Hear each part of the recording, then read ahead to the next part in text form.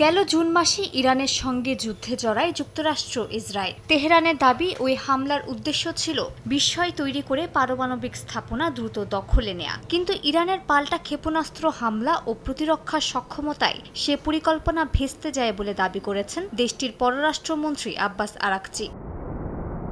Hamedan প্রদেশের প্রশাসনিক সভায় আরাকচি বলেন, মার্কিন ও ইসরায়েলি হামলার শুরুতে তাদের ধারণা ছিল হঠাৎ আঘাতে 2-3 দিনের মধ্যেই ইরান আত্মসমর্পণ করবে, কিন্তু তা সম্ভব হয়নি। দেশের সর্বোচ্চ নেতার প্রজ্ঞা, সেনা নেতৃত্বের দ্রুত পুনর্গঠন ও সরকারের কার্যকর সংকট ব্যবস্থাপনা এর পেছনের মূল কারণ। আরাকচির মতে, যে শত্রু প্রথমে নিঃশর্ত আত্মসমর্পণ চাইছিল, 12তম দিনে সেই শত্রুই নিঃশর্ত যুদ্ধবিরতি দাবি করেছে।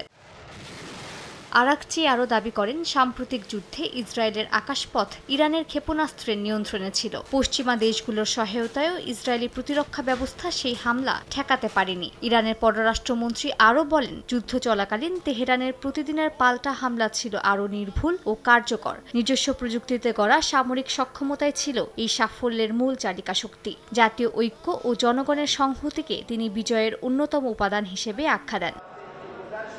এদিকে ইরানের পার্লামেন্টের জাতীয় নিরাপত্তা ও পররাষ্ট্রনীতি কমিটির উপপ্রধান নবাভিয়ান জানান, যুক্তরাষ্ট্র প্রস্তাব দিয়েছিল যে ইরান যদি ইউরেনিয়াম সমৃদ্ধকরণ 20 থেকে 60% বন্ধ করে দেয়, তবে তারা জাতিসংঘের নিষেধাজ্ঞা পুনর্বহাল করবে না। তিনি দাবি করেন, ট্রাম্প প্রশাসনের মূল উদ্দেশ্য তেহরানকে প্রযুক্তি ও বিজ্ঞান খাতে অক্ষম করে দেয়া। তবে দেশের নিরাপত্তা ও অর্থনৈতিক কর্তৃপক্ষের সতর্কতায় সে পরিকল্পনা ব্যর্থ হয়েছে বলে দাবি করেন তিনি।